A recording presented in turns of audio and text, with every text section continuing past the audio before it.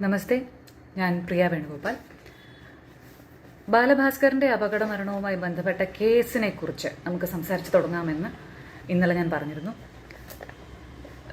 കോടതിയിലുള്ള കേസിനെ കുറിച്ച് സംസാരിക്കുക എന്നുള്ളതല്ല എൻ്റെ ഉദ്ദേശം, അല്ലെങ്കിൽ ഇതിൻ്റെ ദുരൂഹതകളെക്കുറിച്ചോ സംശയങ്ങളെക്കുറിച്ചോ ഇനി വീണ്ടും അവതരിപ്പിക്കുക എന്നുള്ളതുമല്ല എൻ്റെ ഉദ്ദേശം.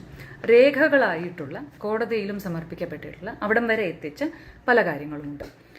ഇന്നലത്തെ തന്നെ വീഡിയോയ്ക്ക് കീഴിൽ വന്ന പല കമൻസിലും മനസ്സിലാക്കാൻ കഴിഞ്ഞ ഒരു കാര്യം എന്ന് പറയുന്നത്, കുടുംബ വഴക്കിൻ്റെ കാര്യം ഇവിടെ എന്തിനാണ് വന്ന് പറയുന്നത്, അത് പോലീസിലോ CBIയിലോ കോടതിയിലോ ഒക്കെ അല്ലേ പറയേണ്ടത് എന്നാണ് ചോദിച്ചത് പലരും. ബാലുച്ചേട്ടൻ്റെ മരണത്തെക്കുറിച്ച് അറിഞ്ഞതിന് ശേഷം, അല്ലെങ്കിൽ അന്ന് ഉള്ള കാര്യങ്ങൾ അറിഞ്ഞതിന് ശേഷം പിന്നീട് ഈ കേസിനെ പറ്റി യാതൊന്നും അറിയാത്ത ആൾക്കാരായിരിക്കുമല്ലോ അങ്ങനെ കമൻറ്റ് ചെയ്തിട്ടുണ്ടാവുക. അങ്ങനെയുള്ളവർക്ക് മാത്രമല്ല ഈ മറുപടി, അല്ലെങ്കിൽ ഈ വീഡിയോ അവർക്കായി മാത്രമല്ല ചെയ്യുന്നത്.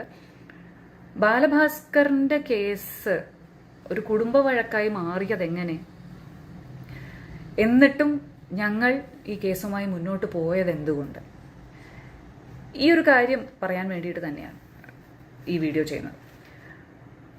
ബാലുച്ചേട്ടൻ മരിച്ച ഒക്ടോബർ 2 വെളുപ്പിനെ അന്ന് മുതൽ ഞങ്ങൾക്ക് ഹോസ്പിറ്റൽ വിസിറ്റ് നിഷിദ്ധമായിരുന്നു. ഞങ്ങൾക്ക് ലക്ഷ്മിയുടെ വിവരങ്ങൾ അറിയാൻ കഴിയുമായിരുന്നില്ല.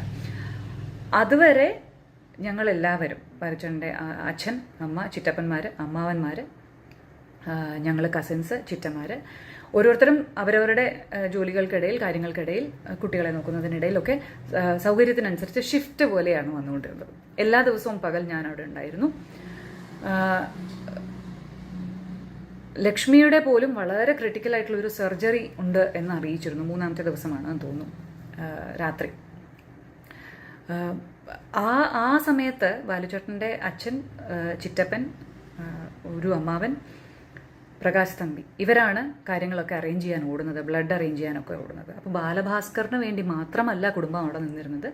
ഹോസ്പിറ്റലിൽ അഡ്മിറ്റ് ആയിരുന്ന എല്ലാവർക്കും വേണ്ടിയും അവരുടെ ഓരോ അപ്ഡേറ്റ്സും അറിഞ്ഞുകൊണ്ട് അവരുടെ ആവശ്യങ്ങൾക്കനുസരിച്ച് പ്രവർത്തിച്ചുകൊണ്ട് ഞങ്ങളെല്ലാവരും നിന്നതാണ്.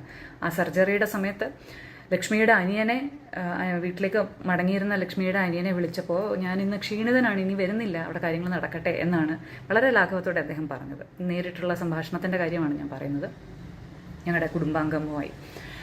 അപ്പോൾ ഇങ്ങനെയൊക്കെ ഇരിക്കെ ആണ് ഒക്ടോബർ 2 മുതൽ ഞങ്ങൾക്ക് അവിടെ പ്രവേശനമില്ലാതാകുന്നത്. ഒക്ടോബർ 2 സംസ്കാര ചടങ്ങുകളൊക്കെ കഴിഞ്ഞ് 6 ഫേസ്ബുക്കിലൂടെ ജ്യോതി ശ്രീധർ എന്ന് പറയുന്ന ഒരു അധ്യാപികയുടെ ഒരു പോസ്റ്റ് വരുന്നു. സംസ്കാര ചടങ്ങുകളിൽ ബന്ധുക്കളെല്ലാവരും വളരെയധികം എന്താ പറയുക, നാടകീയമായിട്ടുള്ള രംഗങ്ങളായിരുന്നു, കരച്ചിലായിരുന്നു, ക്യാമറയ്ക്ക് മുന്നിൽ മത്സരമായിരുന്നു, അങ്ങനെയൊക്കെയാണ് അവർ ഉപയോഗിച്ചിരുന്ന വാക്കുകൾ. പക്ഷേ കുറച്ചുപേർ അവിടെ വേദനയൊക്കെ കടിച്ച് അമർത്തി ഇരുന്നു.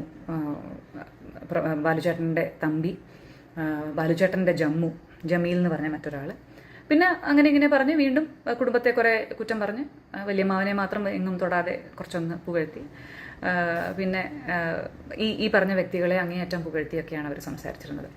ഇന്നലെയൊക്കെ ഒരുപാട് പ്രാവശ്യം മെൻഷൻ വന്ന് ബാലഭാസ്കർ ഏറ്റവും അധികം കുടുംബത്തെക്കുറിച്ച് മോശമായിട്ട് സംസാരിച്ചിട്ടുണ്ട്, ട്രബിൾഡ് ചൈൽഡ്ഹുഡിനെ പറ്റി സംസാരിച്ചിട്ടുണ്ട്, എക്സ്ട്രീം സ്വഭാവത്തെ പറ്റി സംസാരിച്ചിട്ടുണ്ട് എന്നൊക്കെ പറയുന്ന ആ ഒരു വീഡിയോ ഉണ്ടല്ലോ, കൈരളി TVയിൽ വന്ന JB ജംഗ്ഷൻ.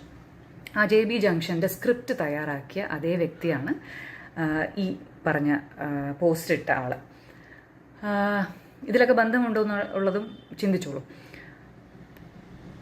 എന്ന് മാത്രമല്ല, JB ജംഗ്ഷനിൽ മറ്റൊരാളുണ്ട്, ബാലുച്ചേട്ടൻ്റെ ഏറ്റവും അടുത്ത സുഹൃത്തുക്കളായുള്ള ഒരാളായി 18 വർഷത്തെ പരിചയം പറഞ്ഞുകൊണ്ട് അവതരിപ്പിക്കപ്പെടുന്ന വിഷ്ണു സോമസുന്ദരം എന്ന് പറയുന്ന വ്യക്തിയുമുണ്ട്. ബാലുച്ചേട്ടൻ്റെ ചൈൽഡ്ഹുഡ് ഫ്രണ്ടായിട്ടാണ് വിഷ്ണുവും ലക്ഷ്മിയും CBIക്കും പോലീസിനുമൊക്കെ വിഷ്ണുവിനെ പറ്റി മൊഴി കൊടുത്തിരിക്കുന്നത്. പക്ഷേ ബാലുച്ചേട്ടൻ്റെ ചൈൽഡ്ഹുഡ് ഫ്രണ്ടായിട്ട് കുടുംബത്തിന് പരിചയമില്ല. അല്ല, ചൈൽഡ്ഹുഡ് എന്ന് പറയുന്നതെങ്കിലും കുടുംബത്തിന് അറിയുന്ന കാര്യമായിരിക്കണമല്ലോ. അപ്പോൾ ബാലുച്ചേട്ടൻ്റെ മ്യൂസിക് സർക്കിളിലെ ആ ഒരു ഫ്രണ്ട്സ്, ആ ഒരു കൂട്ടുകാരെയൊക്കെ ഞങ്ങളുടെ ഒരുവിധം എല്ലാ ആൾക്കാർക്കും, കുടുംബത്തിൽ എല്ലാവർക്കും പരിചയമാണ്, ഇന്നും പരിചയമുണ്ട്. അവരാരും പോലും പറയും തോന്നുന്നില്ല വിഷ്ണു ബാലുച്ചേട്ടൻ്റെ ബാല്യകാല സുഹൃത്താണ് എന്നുള്ള കാര്യം. മറ്റൊന്ന് ഇഷാൻ ദേവ് എന്ന് പറയുന്ന ബാലുച്ചേട്ടൻ്റെ കൺഫ്യൂഷൻ ടീം അംഗമായിരുന്ന അടുത്ത സുഹൃത്ത്. അദ്ദേഹവും പല ഇൻ്റർവ്യൂകളിലും പല ഡിബേറ്റുകളിലും ഇതുമായി ബന്ധപ്പെട്ട ഡിബേറ്റുകളിലും പറയുന്നുണ്ട്, വിഷ്ണു എന്ന് പറയുന്ന ആൾ കൺഫ്യൂഷൻ ബാൻഡ് തുടങ്ങുന്ന സമയത്ത്, ഞങ്ങൾക്ക് ആർക്കും വിഷ്ണുവിനെ ഇഷ്ടമല്ല, കൺഫ്യൂഷൻ ബാൻഡ് തുടങ്ങുന്ന സമയത്ത് ഞങ്ങളോടൊപ്പം കൂടിയ ആളാണ് എന്ന് പറയുന്നുണ്ട്. അപ്പോൾ ആ ആളെയും ബാലുചേട്ടൻ്റെ ഉറ്റ സുഹൃത്തുക്കളിൽ ഒരാളായി അവതരിപ്പിക്കുക എന്നൊരു ലക്ഷ്യം ഉണ്ടായിരുന്നു തോന്നുന്നു. വിചിത്രം എന്ന് പറയട്ടെ, ഇവർ ഈ പോസ്റ്റിലൂടെ ഇട്ട എല്ലാവരും, തമ്പിയും ജമീലും ഒക്കെ കള്ളക്കടത്തുകാരായി പിന്നീട് അറിയപ്പെട്ടു. ഇവിടെയൊന്നും ഞങ്ങൾക്ക് പങ്കില്ല കേട്ടോ. ഇപ്പോഴും ഞങ്ങൾ പ്രതികരിക്കുന്നില്ല, ഞങ്ങളാരും അന്ന് സോഷ്യൽ മീഡിയയിലൊന്നുമില്ല. കുറച്ച് കഴിഞ്ഞ് യൂട്യൂബിലൂടെ ചടങ്ങുകൾക്കിടയിൽ സ്വത്ത് തർക്കം, മാനേജർമാരോട് കയർത്ത്, കസിൻസ്, അങ്ങനെ ഇങ്ങനെ പറഞ്ഞ് പല പല ഓൺലൈൻ മീഡിയകളുടെ വാർത്തകൾ വരുമ്പോഴാണ് ഞങ്ങൾ ഇതെന്താണ് സംഭവിക്കുന്നതെന്ന് മനസ്സിലാക്കി തുടങ്ങുന്നത്. കാരണം ഹോസ്പിറ്റലിൽ അപകടം നടന്ന അന്ന് മുതൽ ഒരുപാട് തരത്തിലുള്ള വിചിത്രമായ കാഴ്ചകൾ കണ്ടിരുന്നു എന്ന് ഇന്നലെയും പറഞ്ഞല്ലോ. അത് ഞാൻ മുൻപ് എൻ്റെ പോസ്റ്റുകളിലും സൂചിപ്പിച്ചിട്ടുള്ള കാര്യങ്ങൾ തന്നെയാണ്. അതിലേക്കൊക്കെ വിശദമായി കടക്കുക എന്ന് പറയുന്നത് ആവശ്യമില്ലാത്തൊരു ഏർപ്പാടാണ്. കാരണം നമ്മൾ ഒരുപാട് കടന്നിങ്ങ് വന്നു കഴിഞ്ഞു, 6 വർഷം കഴിഞ്ഞു. എന്നാലും ചില കാര്യങ്ങൾ പറയാം. കേസിൻ്റെ കാര്യം തുടങ്ങുന്ന അവിടെ മുതൽ പറയാം. ഇതിൽ ഞങ്ങൾ ചില വ്യക്തികളെ കൃത്യമായി പിൻ പോയിന്റ് ചെയ്ത് തന്നെയാണ് കേസ് കൊടുത്തത് എന്ന് പറഞ്ഞിരുന്നു. അതിനുള്ള കാരണവും പറഞ്ഞിരുന്നു. ബാലുചേട്ടൻ്റെ അച്ഛൻ നവംബർ 13 2018 ആദ്യമായി കേരള പോലീസ് ചീഫിന് നൽകിയ ഒരു ലെറ്ററാണിത്. അതിൽ അദ്ദേഹം കൃത്യമായി പറയുന്ന പോയിന്റ്സ് ഉണ്ട്. ഇത് ഒരു ഇൻട്രൊഡക്ഷനൊക്കെ കഴിഞ്ഞിട്ട് എന്താണ് സംഭവിച്ചത് എന്നുള്ളതൊക്കെ പറഞ്ഞത് കഴിഞ്ഞിട്ട് മംഗലപുരം പോലീസ് സ്റ്റേഷനിൽ FIR ഇട്ട് പ്രാഥമിക അന്വേഷണം നടത്തിയിട്ടുള്ളതും തുടർന്ന് അന്വേഷണം ആറ്റിങ്ങൽ DYSP നടത്തി വരുന്നതുമാകുന്നു. ഈ ആറ്റിങ്ങൽ DYSPയുടെ കാര്യമാണ് ഞാൻ ഇന്നലെ മെൻഷൻ ചെയ്തത്. അദ്ദേഹം നവംബർ ആ മാസത്തിലാണ് അദ്ദേഹം ഈ അന്വേഷണം തുടങ്ങുന്നത്. ലോക്കൽ പോലീസിൻ്റെ FIR ഇട്ടിട്ട് ഒടുവിൽ DYSPക്ക് കൈമാറിയ കേസിൽ അന്വേഷണം തുടങ്ങുന്നത്. അപ്പോൾ അദ്ദേഹം ദൃക്സാക്ഷികളുടെ വിവരങ്ങളുടെ അടിസ്ഥാനത്തിൽ ബാലഭാസ്കർ ആണോ അർജുനാണോ വണ്ടി ഓടിച്ചത് എന്നുള്ള കൺഫ്യൂഷനുണ്ട്. എന്നാലും ബാലഭാസ്കർ ആണ് എന്നൊരു നിഗമനത്തിലേക്ക് എത്തുന്നു എന്ന് പറഞ്ഞ് അദ്ദേഹം മാധ്യമങ്ങളോട് സംസാരിച്ചതിൻ്റെ വാർത്തകൾ വന്നു തുടങ്ങി നവംബർ അവസാനം. അപ്പോൾ ഈ അന്വേഷണം നടക്കുന്ന സമയത്തും അർജുൻ മൊഴി മാറ്റി എന്നുള്ള പ്രശ്നങ്ങൾ നടക്കുന്ന സമയത്തുമൊക്കെയാണ് ഞങ്ങൾ കേസായി അല്ലെങ്കിൽ ഒരു പരാതിയായി കൊടുക്കുന്നതിനെ പറ്റി ചിന്തിച്ചു തുടങ്ങുന്നത്. ഒരു FIR, ഒരു അപകടം, അതേക്കുറിച്ചുള്ള കാര്യങ്ങൾ നടക്കട്ടെ എന്ന് വിചാരിച്ചു. പക്ഷെ ഇങ്ങനെയൊരു കാര്യമുണ്ടല്ലോ, മൊഴി മാറ്റി അതിനനുകൂലമായി, അതും കൂടെ പറയണം. പോലീസ് സ്റ്റേഷനിൽ അർജുൻ അല്ല വണ്ടി ഓടിച്ചത്, ബാലുചേട്ടനായിരിക്കും, അതായത് പരിക്കുകളുടെ അടിസ്ഥാനത്തിൽ അർജുൻ അല്ല വണ്ടി ഓടിച്ചത് എന്ന് അർജുൻ പറയുന്ന സമയത്ത് പരിക്കുകളുടെ അടിസ്ഥാനത്തിൽ മനസ്സിലാക്കാൻ കഴിയുമല്ലോ ആരാണ് ഓടിച്ചത്. ഇപ്പോൾ ഡോക്ടേഴ്സിനോട് കൺസൾട്ട് ചെയ്യേണ്ട കാര്യമല്ലേ, പോലീസ് ഒരിക്കലും അതിന് ശ്രമിച്ചില്ലല്ലോ എന്നൊക്കെ നമ്മൾ നമ്മുടെ ഭാഗത്ത് നിന്ന് പറയുമ്പോൾ വിഷ്ണു എന്ന വ്യക്തി അവിടെ നിന്ന് പറയുകയാണ്, കുടുംബത്തിനും പോലീസിനും മുന്നിൽ തന്നെ പറയുകയാണ്, അത് അർജുൻ പറഞ്ഞത് വേറൊന്നും കൊണ്ടായിരിക്കില്ല, ബാലു അതായിരിക്കും ആഗ്രഹിച്ചിട്ടുണ്ടാവുക. കാരണം ഇവനെ കൂടെ ഈ ഒരു നഷ്ടത്തിൻ്റെ പേരിൽ കേസിൽപ്പെടുത്തണമെന്ന് ബാലു ആഗ്രഹിക്കില്ല. അതുകൊണ്ട് ബാലു ഞാൻ തന്നെ ഓടിച്ചു എന്ന് ചിലപ്പോൾ പറഞ്ഞേക്കും. അതുകൊണ്ട് അങ്ങനെ ആയാലും മതി എന്നുള്ള ധനി. ഞങ്ങൾക്കത് വളരെ വിചിത്രമായി തോന്നി അന്ന്. അതുകൊണ്ട് തന്നെ ഞങ്ങൾ ഇതേക്കുറിച്ച് കൂടുതൽ ഫോളോ അപ്പ് ചെയ്തുകൊണ്ടുമിരുന്നു. അപ്പോഴാണ് DYSP ഇങ്ങനെ അത് കേസ് അവസാനിപ്പിക്കാൻ പോകുന്നു എന്നൊരു കാര്യവും വന്നത്, ആ ഒരു വാർത്ത കേട്ടു തുടങ്ങിയത്. അപ്പോഴാണ് ഈ ലെറ്റർ പോലീസ് ചീഫിന് ബാലുചേട്ടൻ്റെ അച്ഛൻ നൽകുന്നത്, ഈ ഒരു പരാതി. അദ്ദേഹം പറയുന്നത് ഈ അന്വേഷണം നടന്നു വരുന്നു, എന്നാൽ ഈ കേസിൽ ചില സാഹചര്യ തെളിവുകൾ കൊണ്ട് ദുരൂഹതകൾ ഞാൻ കാണുന്നു. ആയതിലേക്ക് ഇപ്പോഴുള്ള അന്വേഷണം തൃപ്തികരമല്ല. താഴെ പറയുന്ന സംഗതികൾ കൊണ്ടാണ് ഈ അപകടത്തിൽ എനിക്ക് ദുരൂഹത വർദ്ധിച്ചിരിക്കുന്നത് എന്ന് പറഞ്ഞ് പോയിന്റഡ് ആയിട്ടാണ് പിന്നെ കാര്യങ്ങൾ പറയുന്നത്. ദൂരയാത്രകളിൽ ഒന്നും തന്നെ എൻ്റെ മകൻ വണ്ടി ഓടിക്കാറില്ല, 1. 2, വണ്ടി ഓടിച്ചിരുന്ന ഡ്രൈവർ അർജുന് കഴുത്തിന് മുകളിൽ യാതൊരു പരിക്കും ഉണ്ടായിരുന്നില്ല. അപകടം കഴിഞ്ഞ് ആദ്യത്തെ 2 ആഴ്ച വരെ യാത്രയിൽ കൊല്ലം വരെയുള്ള കാര്യങ്ങൾ മാത്രമേ ഓർമ്മയുള്ളൂ എന്നാണ് അയാൾ പറഞ്ഞിരുന്നത്. എന്നാൽ ആശുപത്രിയിൽ നിന്ന് ഡിസ്ചാർജ് ആയ ശേഷം എൻ്റെ മകനാണ് വണ്ടി ഓടിച്ചിരുന്നത് എന്ന് അയാൾ പറയുകയുണ്ടായി. 3, കൊല്ലത്ത് അവർ രണ്ടുപേരും ഇറങ്ങി ജ്യൂസ് കഴിച്ചു എന്ന് പറയുന്നു. എന്നാൽ 2 അന്വേഷണ ഉദ്യോഗസ്ഥരും ഇത്തരത്തിലേക്ക് അന്വേഷണം നടത്തുകയോ ആ ഭാഗത്തെ CCTV ക്യാമറകൾ പരിശോധിക്കുകയോ ചെയ്തിട്ടില്ല. അപകടത്തിൽ പരിക്കു പറ്റിയ ആൾക്കാരെ ആദ്യമായി ആശുപത്രിയിൽ കൊണ്ടുപോയ ആംബുലൻസ് ജീവനക്കാരെ ചോദ്യം ചെയ്തിട്ടില്ല എന്നാണ് മനസ്സിലാക്കുന്നത്. 5, അപകടം നടന്ന സ്ഥലത്ത് നിന്നും ലഭിച്ച മകന്റെ മൊബൈൽ ഫോൺ, വാലറ്റ്, മകൻ്റെ മാനേജർ തമ്പി കുറേ ദിവസം കൈവശം വെച്ചിരിക്കുകയായിരുന്നു. 6 ഡ്രൈവർ അർജുൻ ഇത്തരത്തിൽ മാറി മാറി പറഞ്ഞിട്ടും ടിയാൻ്റെ മൊബൈൽ ഫോൺ അന്വേഷണ ഉദ്യോഗസ്ഥർ പരിശോധിച്ചിട്ടില്ലെന്നാണ് ഞാൻ മനസ്സിലാക്കുന്നത്. 7 ക്ഷേത്ര ദർശനത്തിന് പോയ മകനും കുടുംബത്തിനും കഴിഞ്ഞ 5 വർഷത്തിനു മേലെ ഒറ്റപ്പാലത്തിന് സമീപം ചെർപ്പളശ്ശേരി വില്ലേജിൽ പൂന്തോട്ടം എന്ന പേരുള്ള ആയുർവേദ ആശുപത്രിയുമായി ബന്ധപ്പെട്ട് റിസോർട്ട് നടത്തുന്ന ഡോക്ടർ രവിയും അദ്ദേഹത്തിന്റെ ഭാര്യ ലതയുമായി നല്ല സൗഹൃദ ബന്ധമായിരുന്നു.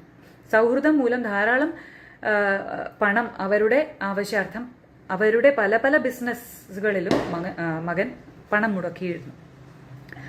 അവർ ചുമതലപ്പെടുത്തിയ അവരുടെ ബന്ധു കൂടിയായ അർജുനായിരുന്നു ഈ ദിവസം വാഹനം ഓടിച്ചിരുന്നത്. അതായത് ലതയുടെ സഹോദരന്റെ മകനാണ് അർജുൻ. അർജുന്റെ പൂർവ്വചരിത്രം ചില കുഴപ്പങ്ങൾ പിടിച്ചിരുന്നതായതുകൊണ്ട് അവനെ നേരെയാക്കുന്നതിന് വേണ്ടിയാണ് ഡോക്ടർ ദമ്പതിമാർ മകനെ ഏൽപ്പിച്ചത് എന്ന് മകൻ തന്നെ എന്നോട് പറഞ്ഞിട്ടുണ്ട്. അത്തരത്തിലുള്ള ഒരാളുടെ മൊഴിമാറ്റം എന്നെ കൂടുതൽ ദുരൂഹതയിലേക്ക് എത്തിക്കുന്നു. എൻ്റെ വീട്ടിൽ എന്നെ കാണാനായി അടുത്ത ദിവസം വന്ന ഒരാൾ, ഇത് ഒന്ന് ശ്രദ്ധിക്കാം. എൻ്റെ വീട്ടിൽ എന്നെ കാണാനായി അടുത്ത ദിവസം വന്ന ഒരാൾ ലക്ഷ്മിയെ സൂക്ഷിക്കണമെന്നും ലക്ഷ്മിയെയും അപകടപ്പെടുത്താൻ സാധ്യതയുണ്ടെന്നുമാണ് എന്നോട് പറഞ്ഞിട്ട് പോയത്. കടുത്ത ദുഃഖത്തിലായിരുന്നതിനാൽ അയാൾ ആരെന്നോ എവിടെ നിന്ന് വന്നതാണെന്നോ എനിക്ക് മനസ്സിലാക്കാൻ കഴിഞ്ഞില്ല. അതിലും ഞാൻ എന്തോ ദുരൂഹത മനസ്സിലാക്കുന്നു. ആ സമയത്ത് ഒരുപാട് പേര് വിസിറ്റേഴ്സായിട്ട് വരുന്നുണ്ടായിരുന്നു. ബാലുചേട്ടൻ്റെ അച്ഛന് ഒരു കോൾ വന്നിരുന്നു ഒമാനിൽ നിന്ന്, ഇതേ കാര്യം സൂചിപ്പിച്ചുകൊണ്ട് തന്നെ. അതിൻ്റെ തൊട്ടടുത്ത ദിവസമാണ് ഇങ്ങനെ ഒരാൾ വരുന്നതും വിശദമായിട്ട് ഓരോ കാര്യങ്ങൾ പറയുന്നതിൻ്റെ കൂട്ടത്തിൽ ലക്ഷ്മിയുടെ അവസ്ഥ കുറച്ച് പ്രശ്നത്തിലാണ്, ശ്രദ്ധിക്കണം, ജീവന് ആപത്തുണ്ട് എന്ന് പറഞ്ഞത്.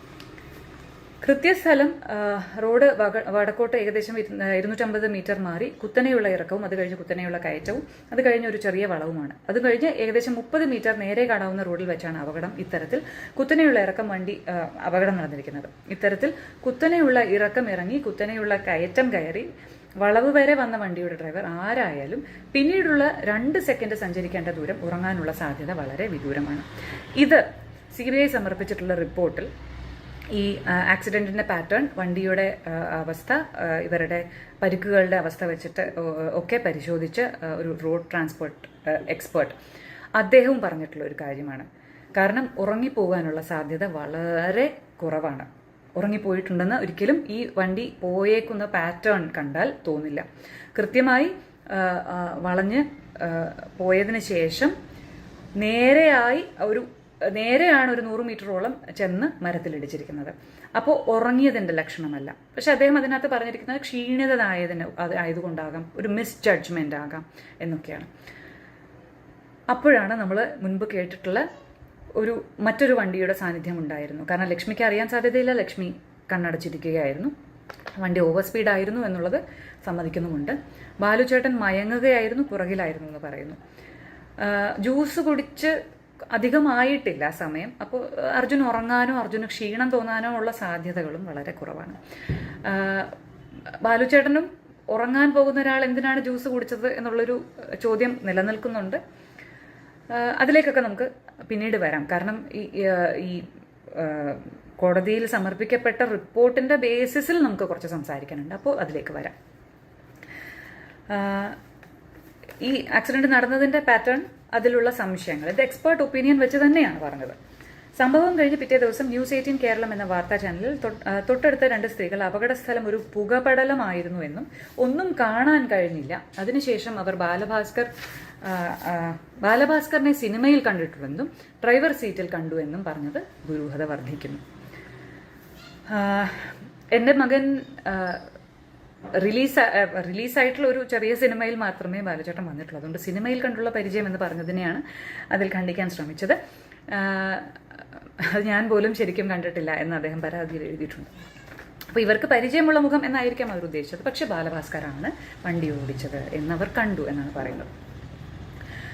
മകന്റെ ഫിനാൻസ് കാര്യങ്ങൾ നോക്കി നടത്തിയിരുന്ന വിഷ്ണു അപകടത്തിന് 2 നാൾ കഴിഞ്ഞത് മുതൽ വണ്ടി ഓടിച്ചിരുന്നത് മകനാണെന്ന് പറഞ്ഞു തുടങ്ങുകയുണ്ടായി. നേരത്തെ പറഞ്ഞ കാര്യമാണ്.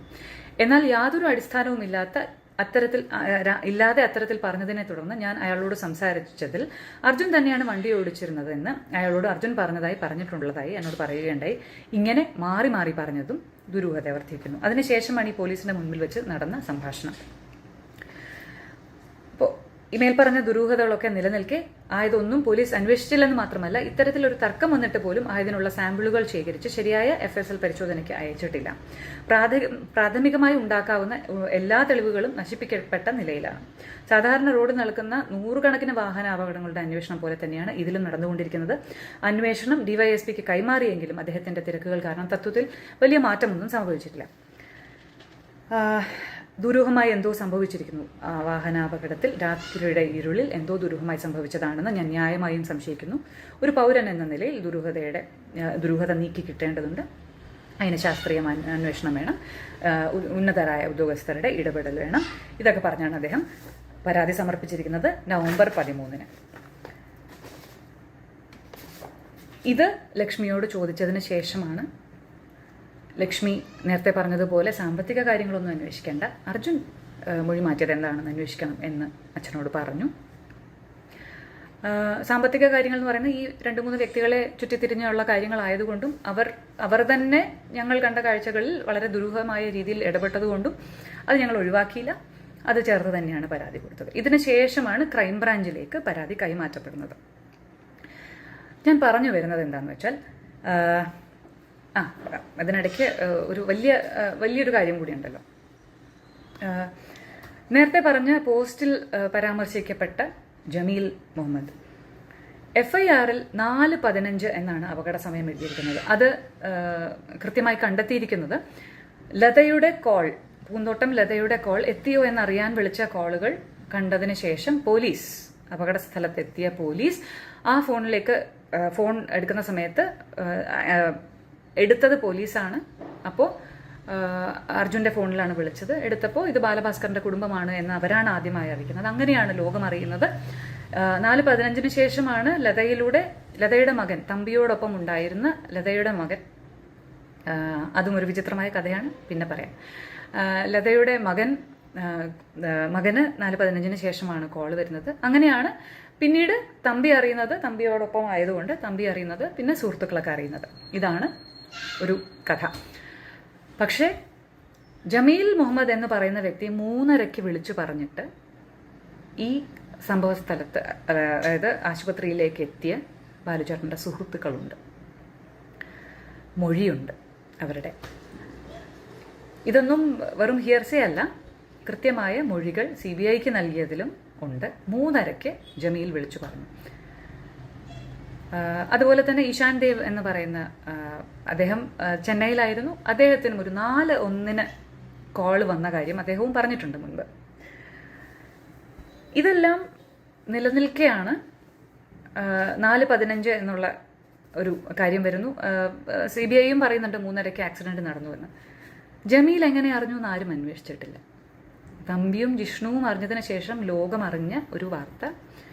ജമീൽ എന്ന് പറയുന്ന ആൾ എങ്ങനെ അറിഞ്ഞു എന്ന് ആരും പറയുന്നില്ല. ജമീലും വിഷ്ണുവും തമ്പിയും ഒക്കെ സ്വർണ്ണക്കള്ളക്കടത്തിന് പിന്നീട് കാരിയർമാരായി പിടിയിലായവരാണ് DRIയുടെ. ഇതൊന്നും ആരും അന്വേഷിച്ചിട്ടില്ല. ദുരൂഹതകളില്ല അല്ലേ? ഇനി ഒരു കാര്യം കൂടി പറയാം. വളരെ പ്രശസ്തനായൊരു വ്യക്തിയായിരുന്നു KSRTC ഡ്രൈവർ അജി. അദ്ദേഹം വളരെ ഇൻട്രസ്റ്റിംഗ് ആയിട്ടുള്ളൊരു സ്റ്റോറിയൊക്കെ പറഞ്ഞ് അദ്ദേഹം പറപ്പിച്ച് വരുന്നു. ആറ്റിങ്ങിൽ നിന്ന് വരുന്നു. വന്നതിന് ശേഷം അദ്ദേഹം തന്നെ ഡോർ ലോക്ക് ചെയ്തതിന് ശേഷം, വേറെ ആരും ഇടപെടാതിരിക്കാനാണോ അറിയില്ല, ഡോർ ലോക്ക് ചെയ്തതിന് ശേഷം അദ്ദേഹം ഇറങ്ങുന്നു. അദ്ദേഹം തന്നെ ഓടുന്നു, എല്ലാം കാണുന്നു. കമ്പിപ്പാര എടുക്കുന്നു, കതക് തുറക്കുന്നു, കുഞ്ഞിനെ എടുക്കുന്നു, ലക്ഷ്മിയെ എടുക്കുന്നു, ബാലുചേട്ടനെ എടുക്കുന്നു, അർജുനെ എടുക്കുന്നു. ഇങ്ങനെ എല്ലാം ഒരു വൺ മാൻ ഷോ, ഒരു സൂപ്പർമാൻ സ്റ്റോറി പോലെ അദ്ദേഹം ഒരുപാട് പറഞ്ഞുപോയി. അദ്ദേഹമായിരുന്നു പ്രൈം വിറ്റ്നസ്. കുറേയേറെ കാലം ക്രൈം ബ്രാഞ്ചിനും അങ്ങനെ തന്നെയായിരുന്നു, അവസാന ഘട്ടം വരെ. RTIയിലൂടെ KSRTC ബസ്സിൻ്റെ സമയം, അതിൻ്റെ സമയക്രമം, ഷെഡ്യൂൾ ടൈം, ആ സമയത്ത് വന്ന സമയം, തമ്പാനൂർ രജിസ്റ്റർ ചെയ്ത സമയം, ഇതെല്ലാം കൃത്യമായി മനസ്സിലാക്കിയതിന് ശേഷം ചില ചോദ്യങ്ങൾ അങ്ങോട്ട് തിരിച്ച് ചോദിച്ചതിന് ശേഷമാണ് ക്രൈംബ്രാഞ്ചിൻ്റെ പ്രൈം വിറ്റ്നസ്, അതായത് മജിസ്ട്രേറ്റിന് മുമ്പിൽ മൊഴി കൊടുക്കാനുള്ളവരുടെ ലിസ്റ്റ്, 164 സ്റ്റേറ്റ്മെൻറ്റ് കൊടുക്കാനുള്ളവരുടെ ലിസ്റ്റിൽ നിന്ന് ഇദ്ദേഹം വളരെ നൈസായിട്ട് ഒഴിവാക്കപ്പെട്ടു. അജിയെ നിങ്ങൾക്ക് എല്ലാവർക്കും ഓർമ്മയുണ്ടാവും. അദ്ദേഹം കണ്ട കാര്യങ്ങളെല്ലാം വളരെയധികം വിസ്തരിച്ച് മീഡിയയിലൂടെയൊക്കെ പറയുന്നുണ്ടായിരുന്നു. അദ്ദേഹത്തിൻ്റെ കാര്യവും ആദ്യം വന്നതൊരു പോസ്റ്റായിട്ടാണ്, പോലീസ് വഴിയൊന്നുമല്ല. പക്ഷേ ഇതേ സമയം തന്നെ പോലീസ് ഒന്നും എൻ്റർടൈൻ ചെയ്യാതെ വേറൊരു ദൃക്സാക്ഷി നന്ദു എന്ന് പറയുന്നൊരു പയ്യൻ നന്ദുവിൻ്റെ ബ്രദറുമായിട്ട് എയർപോർട്ടിൽ നിന്ന് വരുന്ന വഴി വർക്കലയിലേക്ക് തിരിച്ച് അവരുടെ വീട്ടിലേക്ക് പോകുന്ന വഴി വന്ന് ഈ റെസ്ക്യൂ ഓപ്പറേഷനിൽ ആദ്യമായി ഇടപെട്ട് നന്ദുവാണ് പല കാര്യങ്ങളും ചെയ്യുന്നത്. നന്ദു പറയുന്നുണ്ട് കമ്പിപ്പാരയൊന്നും വേണ്ടി വന്നിട്ടില്ല അവിടെ, കാരണം വിൻഡോ ഗ്ലാസ് ഷാറ്റേഡ് ആയിരുന്നു. അപ്പോൾ ഒന്ന് പിടിച്ച് കുലുക്കിയപ്പോൾ തന്നെ ഗ്ലാസ് വീണു. എന്നിട്ടാണ് ഉള്ളിൽ നിന്ന് തന്നെ ഡോറ് തുറന്നത്. അതിനുശേഷമാണ് ബാക്കി ഓരോന്ന് ചെയ്യുന്നത്. നന്ദുവിൻ്റെ ചേട്ടൻ ഈ പ്രണവാണ് കുഞ്ഞിനെ കാണുന്നത്. ഗിയർ ബോക്സിന് സൈഡിലായിട്ട് കുഞ്ഞു മറിഞ്ഞു കിടക്കുന്നത് കണ്ടു. കുഞ്ഞിനെ കയ്യിലെടുക്കുന്നതും കുഞ്ഞിന് ഹൈവേ പോലീസ് അപ്പോഴത്തേക്ക് വരുന്നു. ഹൈവേ പോലീസിൻ്റെ വണ്ടിയിൽ തന്നെ പ്രണവ് കുഞ്ഞിനെ മടിയിലിരുത്തി. കുഞ്ഞിന് അപ്പോഴും ശ്വാസം ഉണ്ടായിരുന്നു എന്നാണ് പ്രണവ് പറയുന്നത്. പകുതി വഴിക്ക് കുഞ്ഞിന് അനക്കം ഉണ്ടായിരുന്നില്ല. പ്രണവാണ് പറയുന്നത് നമുക്ക് അനന്തപുരിയിലേക്ക് പോകാം, കാരണം കുഞ്ഞിൻ്റെ അവസ്ഥ എന്താണെന്ന് മനസ്സിലാകുന്നില്ല. അപ്പം മെഡിക്കൽ കോളേജിൽ പോയാലുള്ള പ്രശ്നങ്ങളുടെ കണക്കാക്കിയിട്ട് ഹൈവേയിൽ നിന്ന് ഏറ്റവും എളുപ്പത്തിന് നമുക്ക് നേരെ അനന്തപുരിയിലേക്ക് പോകാമെന്ന് തീരുമാനിക്കുന്നത്. വേറെ ആരും ഇടപെട്ടിട്ടില്ല എന്നാണ് നന്ദുവിൻ്റെയും പ്രണവിൻ്റെയും മൊഴി. ഇതിൽ തമാശ എന്താണെന്ന് വെച്ചാൽ നന്ദുവിൻ്റെ മൊഴി നന്ദു പറയാനായിട്ട് ശ്രമിച്ച ഇടങ്ങളിലെല്ലാം നന്ദു ആട്ടിപ്പായിക്കപ്പെടുകയായിരുന്നു. ആറ്റിങ്ങൽ DYSPയോട് പറയാൻ പോയി, അദ്ദേഹത്തിൻ്റെ ഓഫീസിൽ പോയി. അപ്പോൾ നിനക്ക് പ്രശ്നത്തിലൊന്നും ആവണ്ടെന്നുണ്ടെങ്കിൽ ഓടിക്കോ എന്നാണ് അദ്ദേഹം പറഞ്ഞത്.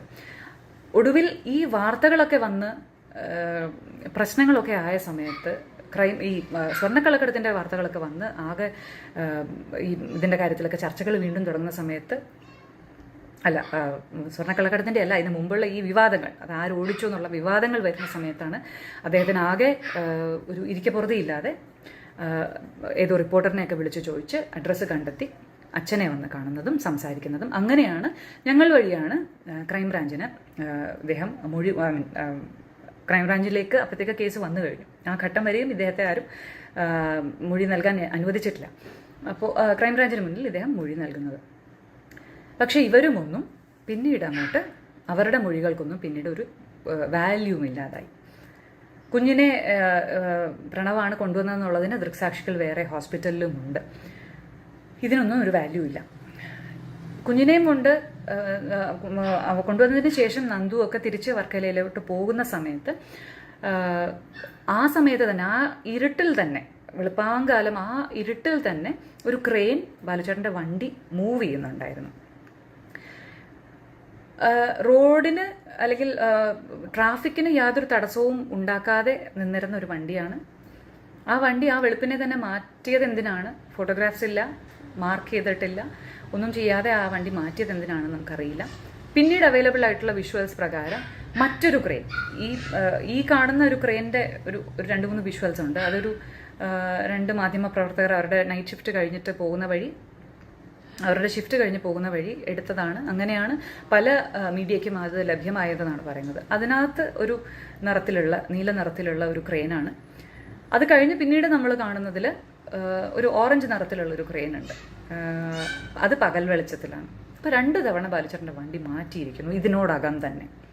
എന്തിനായിരുന്നു ആ ധൃതി എന്നറിയില്ല. നമുക്ക് തെളിവുകൾ നഷ്ടപ്പെടുന്ന വിധം ഇതൊക്കെയായിരുന്നു.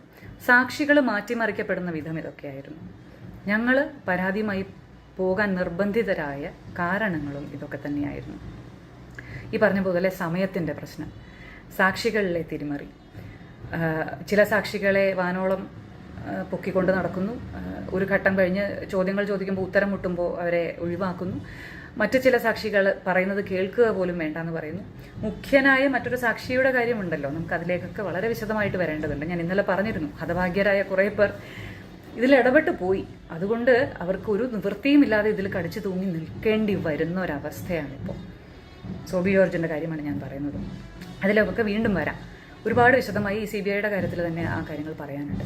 പക്ഷേ ഇത്രയും ദുരൂഹതകളൊക്കെ നിലനിൽക്കുമ്പോഴും ഞങ്ങൾ ആദ്യം പരാതി കൊടുത്ത സമയത്ത് ഞങ്ങളോടൊപ്പമായിരുന്നു എതിർ കക്ഷികളെങ്കിൽ, ഇപ്പോൾ എതിർ ഭാഗത്ത് നിൽക്കുന്നവരെങ്കിൽ, തമ്പിയോ വിഷ്ണുവോ അർജുനോ ഒക്കെ പിന്നീട് ഈ ക്രൈം കാര്യങ്ങളിൽ ഇടപെടേണ്ടി വരുമായിരുന്നു, അല്ലെങ്കിൽ അതിൽ പെടുമായിരുന്നു.